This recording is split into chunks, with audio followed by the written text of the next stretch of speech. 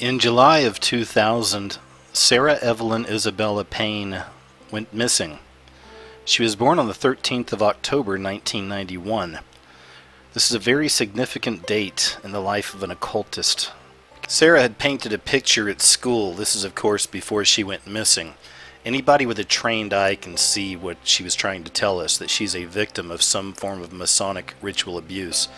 The painting was displayed at her primary school, and it was published in the Sun newspaper in July of 2000. But if you look closely, it depicts a man standing on a black and white checkered floor. Of course, we know that comes from the Mason lodges. And he has something in his hand, and he's wearing what you could probably describe as a Masonic apron. This, of course, is a really strange picture for an 8-year-old kid to be painting. Unless, of course, she had some kind of a knowledge of the inside of a Masonic temple. Well, then, of course, it might make sense. Princess Diana's occult ritual death saw her car hit the 13th pillar on the 31st of the month of October in an underground sacrificial site to the goddess Diana. The cornerstone of the White House was laid on the 13th of October, 1792. The cornerstone of the Twin Towers was laid on 11th September 1966, 35 years to the day before they were destroyed. And President Obama announced the financial crash on the 13th of October. And the Chilean miners were also brought to the surface in 2010 on the 13th of October via a contraption called the Phoenix. That's more Masonic symbolism. And of course, notice the pentagram on the man's shirt. I'm showing you all of this so that you can understand that the world we're in, the reality we're living in, all of this stuff is controlled by witches, by warlocks. Some call them Illuminati. You can call them high-level Freemasons. Whatever you want to call them, this is what's at work. There are dark forces and there is dark magic at work all around us. And most things happening around us are rituals. So speaking of ancient gods and ancient goddesses and the power they still have over our lives, and they do, I want to talk a little bit about Planned Parenthood and show you some very interesting connections they have with Lilith. Is a Hebrew name for a figure in Jewish mythology developed earliest in the Babylonian Talmud, who is generally thought to be in part derived from a class of female demons from Mesopotamian texts of Assyria and Babylonia.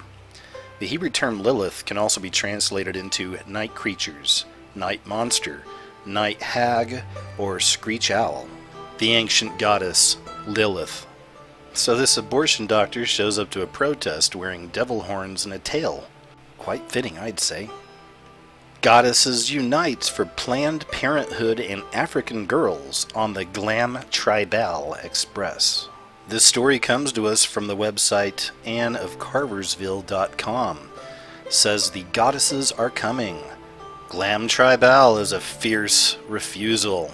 Glam Tribal is created to celebrate the intelligence, natural spirit, power, and connection of the goddesses, now called, harlot Babylons by the evil Christian right wing, who fear living, breathing, smart sensuality goddesses very much. And let's not forget the Lilith Fair. Ain't it something? The public worships these goddesses and gods without even realizing it. Though some of them probably do. Planned Parenthood blog named after Roman goddess of fertility. According to Abigail Seidman, the daughter of an abortion clinic employee, goddess worship is pretty typical. In an interview, she says, "The clinic where my mother worked was pervaded with occult imagery and practices. There was goddess art and statuary in the office, waiting, counseling, and recovery room areas, and New Age music, occasionally including goddess chants and songs, was piped throughout. The counselors were primarily chosen for their spiritual qualifications, and a few did not even have a degree in relevant field, psychology, counseling, social work, etc. One was a trained chef turned sex worker, or sacred prostitute, as they preferred to think of it." Seidman continues, "The main figure worshipped was the goddess. Goddess figures from various traditions, Hindu, Greek, Roman, Babylonian, Egyptian, etc., were seen as archetypes or faces of this one true goddess, who is viewed as being in opposition to, and ultimately to triumph over, the Judeo-Christian God.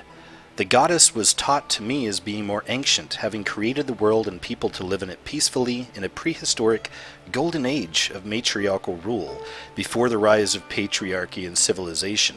God was painted as a diabolical figure, jealous of the goddess's power, who invented the idea of rape and taught human men to practice it, bringing about the end of humans living in a natural, violence-free state.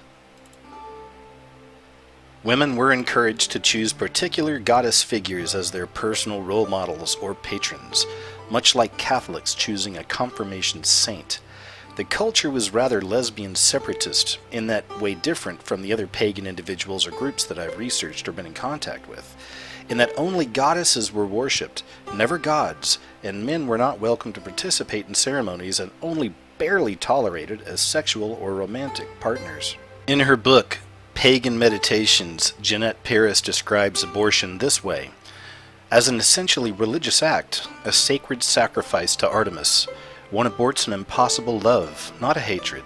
In her book, The Sacrament of Abortion, Paris explains that if we saw abortion as a sacred ritual, it would restore to the act a sense of the sanctity of life. For those sisters who have chosen the sacrament of abortion, we will make sacred the sacrifice. The ancient gods and goddesses are returning in one form or another. Some may say they never left, but they're here, and they're revealing themselves now. And if you're not aware of it, you may very well be worshipping them without even knowing it.